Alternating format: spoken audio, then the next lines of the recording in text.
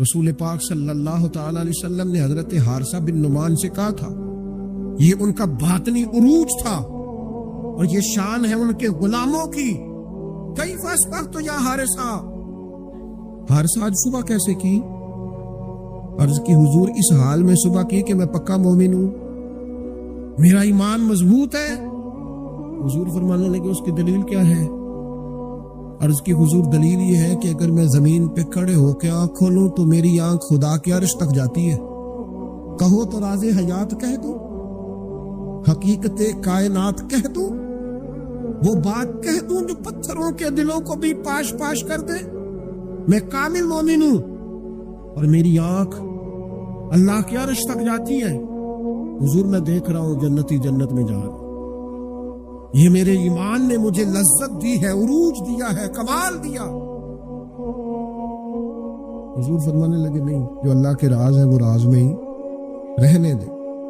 میرے بھائی، وہ جو رب تمہارا مولا ہے وہ بہترین مددگار ہے، اور اگر وہ مدد کرے تمہاری، سورہ آل عمران میں آگے جا کے ارشاد فرمایا اگر اللہ مدد کرے تو پھر تم پر کوئی غالب نہیں آ سکتا، اور اگر وہ تمہاری مدد چھوڑ دے تو پھر کوئی تمہاری مدد کر سکتا؟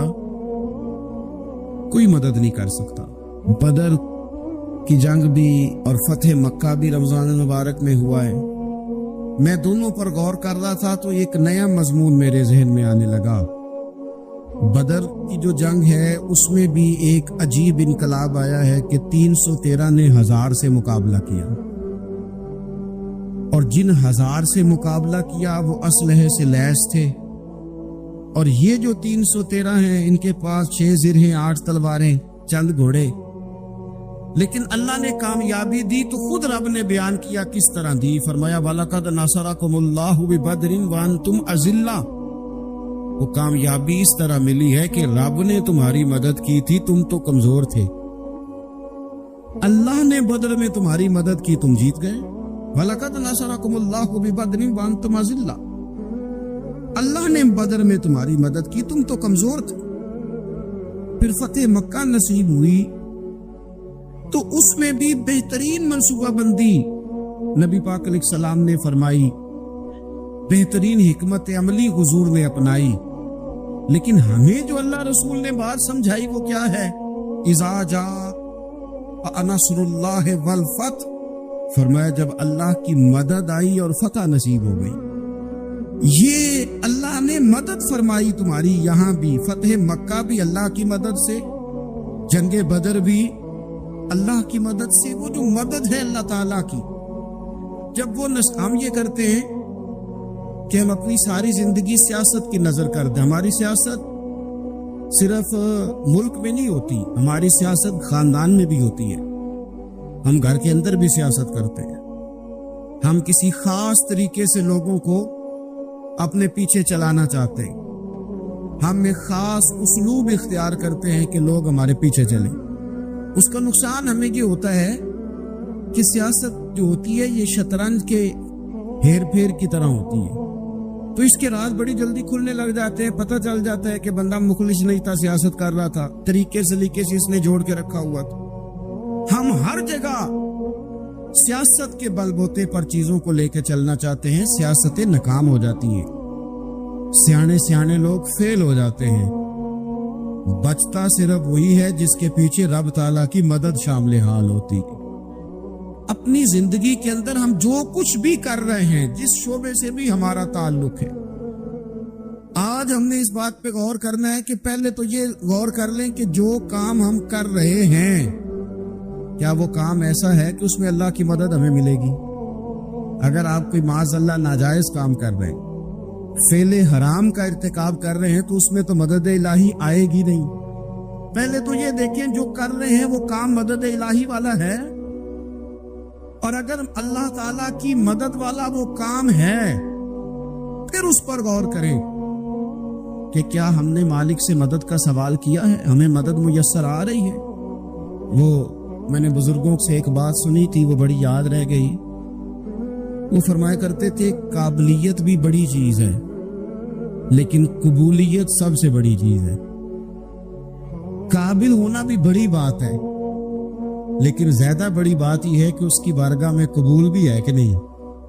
اپنی زندگی میں اللہ کی مدد کی طرف بڑھیں، مالک کی مدد کا حصول اختیار کرنے کی کوشش کریں، اللہ کے ساتھ اپنے آپ کو جوڑیں. اگر اللہ کی مدد نصیب ہو، یہ جو ہم جتنا ڈرتے رہتے ہیں، سہمے رہتے ہیں، پریشان رہتے ہیں کوئی کیا کر دے گا، ہمارے ہاں نا ہر شعبے میں معاذ اللہ ایک مافیا ہے، الا ماشاء اللہ. وہ مافیا کہتا ہے میرے ساتھ ملو گے تو میں چلنے دوں گا، ورنہ میں نہیں چلنے دوں گا. مارکیٹ میں آ ہی نہیں سکتا فلانا بندہ کیونکہ یہاں ہمارا قبضہ ہے. وہ میرے بھائی پھر بہت سارے لوگ جن کی نیتیں اور ارادے بڑے اچھے ہوتے ہیں شروع میں، وہ بھی اس مافیا کا شکار ہو جاتے ہیں اور ان کے رنگ میں رنگ جاتے ہیں. یاد رکھنا، کسی شخص کی بلیک میلنگ کا کبھی شکار نہ ہونا، کبھی کسی کی میٹھی اور مسجع مکفہ باتوں کا شکار نہ ہونا. کوئی کیا کر سکتا ہے اگر اللہ مددگار ہو تو؟ جس کو رب کریم اٹھانا چاہے اسے کوئی گرا سکتا ہے؟ ہم یہ ڈرے ڈرے سہمے پریشان فیصلہ کرنے کی طاقت نہیں، مجھے چلنا چاہیے کہ نہیں، اٹھنا چاہیے کہ نہیں، کرنا چاہیے. اٹھ باندھ کمر کیوں ڈرتا ہے؟ پھر دیکھ خدا کیا کرتا ہے. حضرت عبداللہ ابن عباس فرماتے ہیں میرے نبی پاک علیہ السلام نے میری تربیت فرمائی، حضور نے میری تربیت فرمائی، اور محبوب پاک علیہ السلام نے فرمایا عبداللہ یاد رکھنا، یہ نوجوان دوست میری بات لکھ لیں، پریشان لوگ میری بات لکھ لیں، جن کے پاس قوت فیصلہ نہیں وہ اس بات کو لکھ لیں. حضرت عبداللہ ابن عباس فرماتے ہیں میرے نبی پاک علیہ السلام نے مجھ سے فرمایا تھا عبداللہ سن، اگر ساری دنیا مل کے تیرا کوئی نفع کرنا چاہے کر نہیں سکتی جب تک میرے رب کی رضا نہ ہو.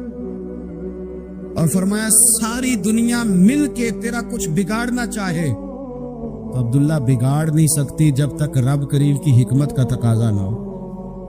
لوگوں سے ڈرنا، لوگوں کی طرف دیکھنا، ماحول دیکھ کے اپنے راہ کا تعین کرنا، ہر بندے کے خیالات کے مطابق ڈھلنے کی کوشش کرنا، فلانا نہ ناراض ہو جائے، فلانا نہ ناراض ہو جائے، وہ جس نے ہونا ہو جائے، بس رب رسول ناراض نہ ہو. اپنی زندگی میں اپنے مالک کو مولا جان کے، وَلِلَّهُ مَوْلَاكُمْ، اللہ تمہارا مولا ہے، وَهُوَ خَيْرُ النَّاصِرِينَ، وہ بہترین مددگار ہے. توجہ جب بھی کریں رب کی جانب کریں، اپنے دل کا قبلہ درست رکھیں، سوچوں کے زاویے سیدھے رکھیں. میرے بھائی مالک جب بندوبست کر دے نا، یا مالک بندوبست کرتے ہیں، پھر ایسا بندوبست کرتا ہے کہ لوگوں کے پاس نا چارہ نہیں رہتا. حضرت مریم رضی اللہ تعالی عنہا پاک باز تھی، مسجد میں رہی تھی، پر مالک کی حکمت کے تقاضے بڑے عجیب ہیں نا.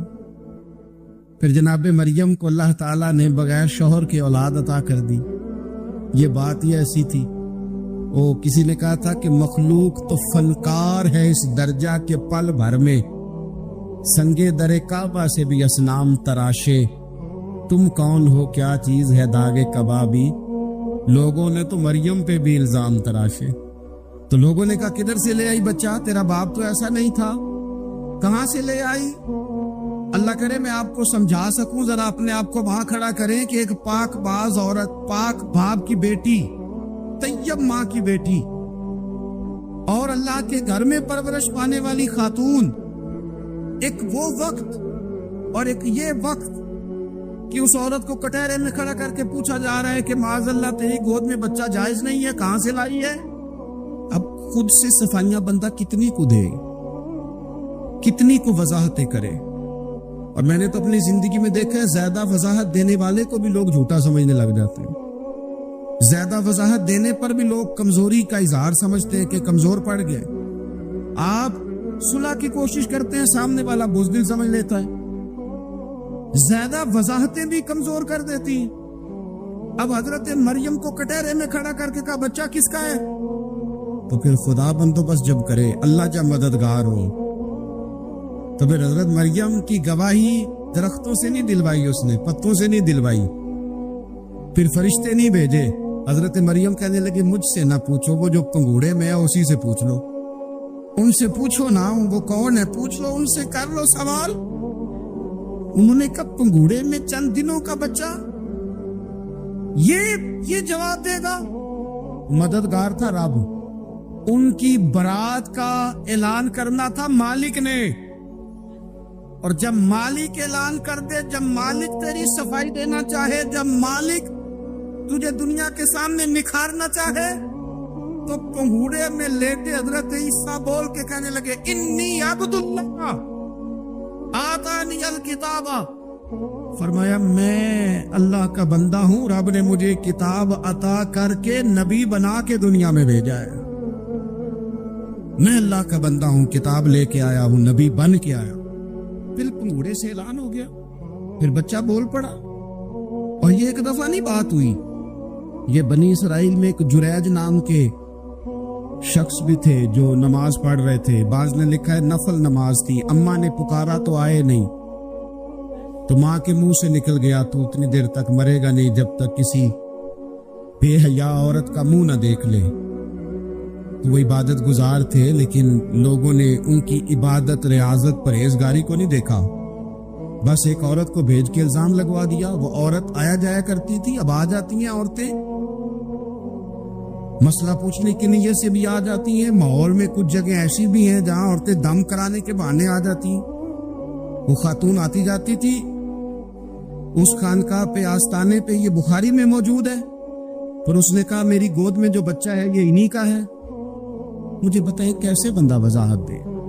حالات خراب ہو گئے، لوگ کٹیا جلانے لگے، ماحول اور طرح کا بن گیا۔ میرے نبی پاک علیہ الصلوۃ والسلام فرماتے ہیں پھر اس رب کے بندے نے کہا مالک تو کریم ہے، تیری مشیت کا تقاضا آیا جو میری ماں نے جملے بولے تھے، اور اب میں وضاحت دینے کے قابل نہیں رہا، اب تو ہی کرم کرے گا تو دروازہ کھلے گا۔ تو وہ چند دنوں کا بچہ پنگوڑے میں بول کے کہنے لگا میں اس درویش کا نہیں، میں تو فلانے چرواہے کا بچہ ہوں، وہ جو بکریاں چراتا ہے۔ رب کی مدد کو پکاریں، اپنے ساتھ اپنے مالک کی مدد کو شامل کریں، تھوڑے رزق پر بھی گزارا اچھا ہونے لگ جائے گا۔ سارے لوگ آپ کو گرانے کی تدبیریں کر رہے ہوں گے اور مالک آپ کو عزتیں عطا فرما دے گا، اس کی بارگاہ سے حکمت کا تقاضا اور ہو جائے گا۔ ہم نے ساری زندگی لوگوں کو راضی کرنے میں گزار دی، ساری زندگی بڑھاپا آ گیا بچوں کو پالتے، اور بچوں نے آخری عمر میں کہہ دیا ابا اگر کوئی ڈھب کا کام کر لیتے تو آج ہمارے دن بھی پھر نہ جاتے۔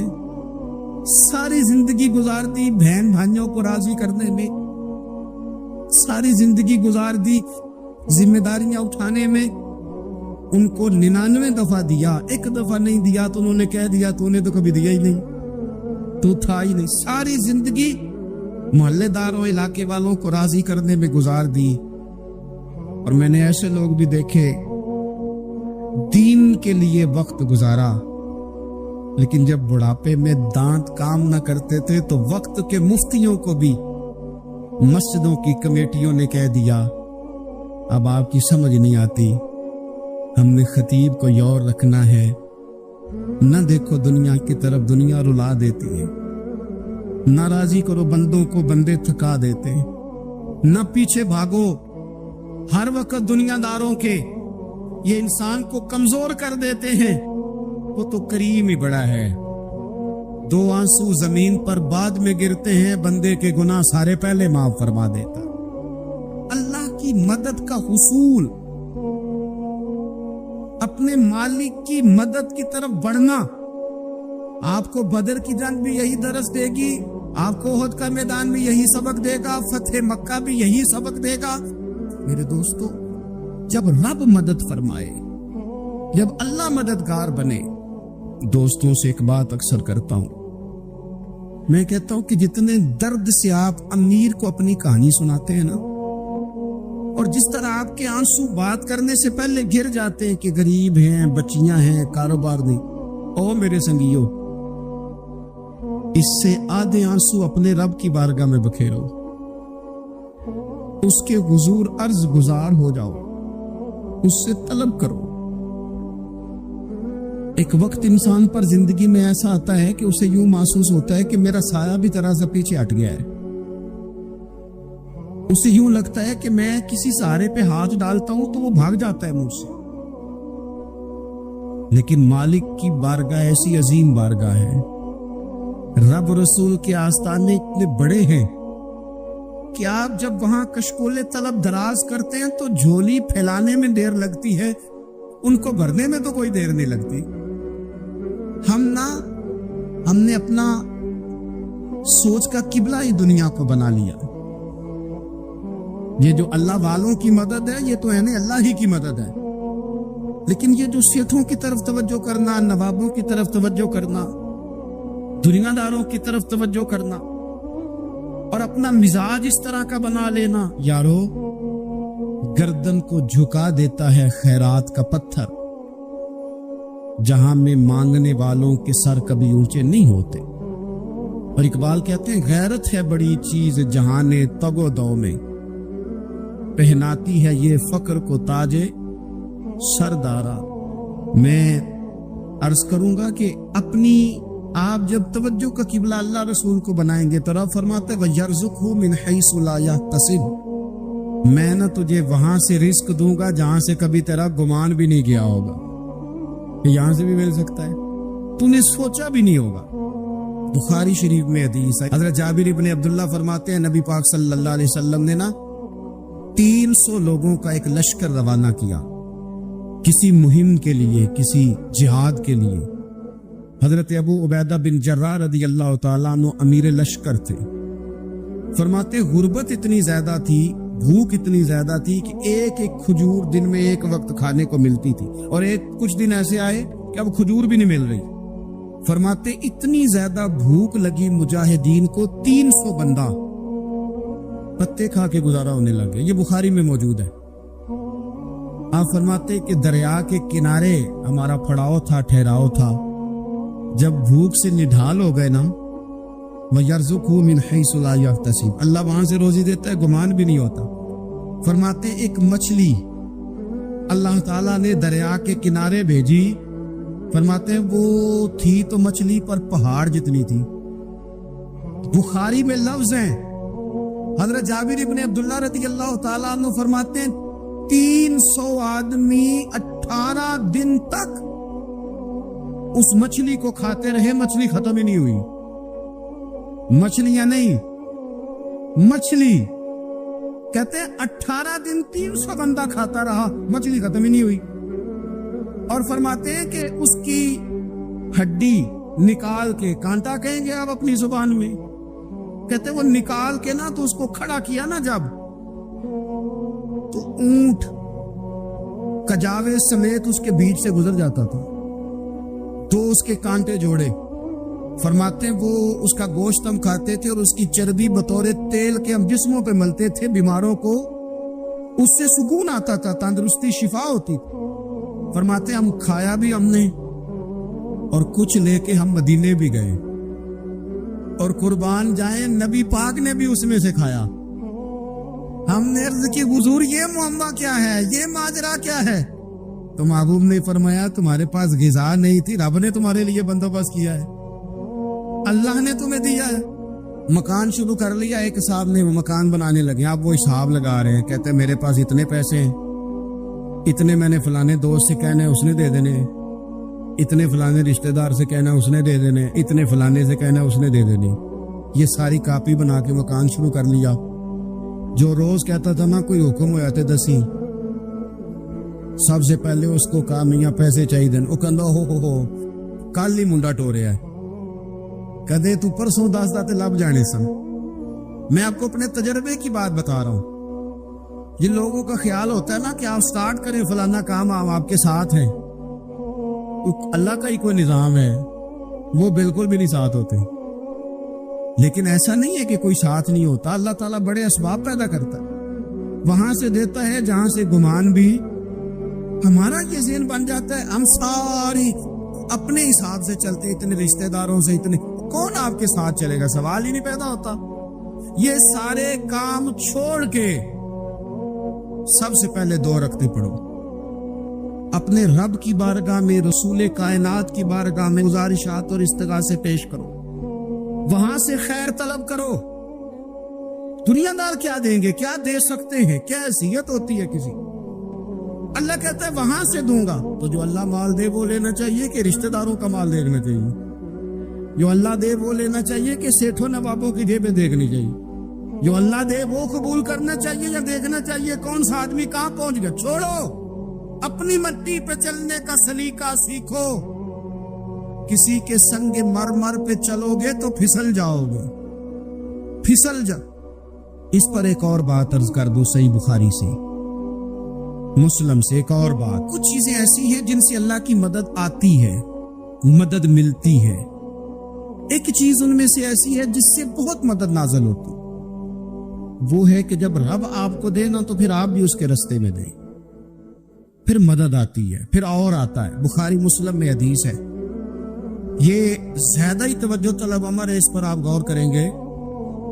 حضرت ابو ہریرہ فرماتے ہیں کہ نبی پاک علیہ السلام نے فرمایا ایک شخص نے بادلوں کے اندر سے آواز سنی کہ فلاں آدمی کا کھیت اور باغ خشک ہو گیا ہے، وہاں برسو اور اس کے کھیت کو سیراب کرو۔ بڑا حیران ہوا کہ بادل سے آواز آ رہی۔ پھر اس نے دیکھا کہ ایک پہاڑی پر بارش ہوئی، وہ بادل وہاں برسا، پھر نالیوں سے ہوتا ہوا پانی ایک طرف چلا۔ تو جس نے آواز سنی تھی حضور بیان کر رہے، وہ بھی پیچھے پیچھے چلا کہ پانی کدھر جا رہا ہے۔ اس نے جا کے دیکھا کہ ایک مقام پہ ایک باغ کو وہ پانی لگ رہا ہے اور ایک آدمی وہ پانی لگا رہا ہے۔ اس نے اس سے پوچھا تیرا نام کیا ہے؟ اس نے کہا کیوں؟ کہنے لگا بتا نا۔ اس نے نام بتایا تو کہنے لگا یہی تو وہ نام ہے جو میں نے بادلوں کے اندر سے سنا ہے کہ فلاں کے کھیت کو پانی دے دو۔ اس نے کہا یار تو کیا عمل کرتا ہے کہ اسپیشل تیرے لیے بارش برسے؟ یہ بخاری پڑھ رہا ہوں، سیاستہ سے حدیث عرض کر رہا ہوں۔ اس سے پوچھا تو کیا کام کرتا ہے کہ جناب اللہ تبارک و تعالیٰ کا حکم کرم آیا کہ خاص تیرے لیے پانی برسے اور تیرے کھیت کو سیراب کرے؟ تو اس نے کہا چھوٹا ذمہ دار ہوں، پر جب فصل اگتی ہے تو 3 حصے کرتا ہوں۔ ایک حصہ اپنے بال بچوں پہ، بہن بھائیوں پہ خرچ کرتا ہوں، ایک حصہ پورا، اور ایک حصہ دوبارہ کاشتکاری پہ لگاتا ہوں، اور تیسرا حصہ خالص میں نے مسکینوں، یتیموں اور غریبوں کے لیے رکھا ہوا ہے۔ وہ جو تیسرا حصہ، اللہ کرے آپ سمجھے، وہ رب کے بندوں پہ تیسرا حصہ خرچ کرتا ہے نا، تو کریم مالک نے فرمایا جہاں سے غریب کا حصہ جاتا ہے وہ کھیت خشک نہیں رہنا چاہیے، وہ جہاں سے مسکین روٹی کھاتے ہیں وہ خشک نہ رہے، جہاں سے یتیموں کو کچھ آتا ہے کہیں اس کی فصل رہ نہ جائے۔ میں اور آپ بھی اگر اپنے مال میں مسکینوں، یتیموں، غریبوں کے حصے رکھ لیں گے تو فصلیں خشک نہیں رہیں گی، ان کے اندر تازگی آئے گی، نور آئے گا، کرم آئے گا، خاص کر خدا کی رحمت برسے گی۔ نعمت انسان کو ملتی ہے، لیکن کچھ لوگ اس نعمت کے بارے میں فتنے اور آزمائش کا شکار ہو جاتے ہیں۔ بڑا بڑا عروج لوگوں کو ملا، لیکن وہ سنبھال نہیں پائے اپنا عروج، اس کا دفاع نہیں کر پائے، اس سے کوئی کام نہیں لے سکے۔ اللہ تعالیٰ نے جو بلندی عطا فرمائی تھی، اس بلندی اور اس بڑی گہری چھاؤں میں لوگوں کو نفع نہیں دے سکے۔ قرآن مجید نے عروج و زوال کی جو داستان بیان کی ہے، اس میں ایک داستان بنی اسرائیل کی بھی ہے۔ قرآن مجید فرقان حمید کو آپ دیکھیے، یا بنی اسرائیل اذکروا نعمتی التی انعمت علیکم وانی فضلتکم علی العالمین۔ اے یعقوب علیہ السلام کی اولاد، میرا وہ احسان یاد کرو، میری وہ نعمتیں یاد کرو جو میں نے تم پر کی تھی، وانی فضلت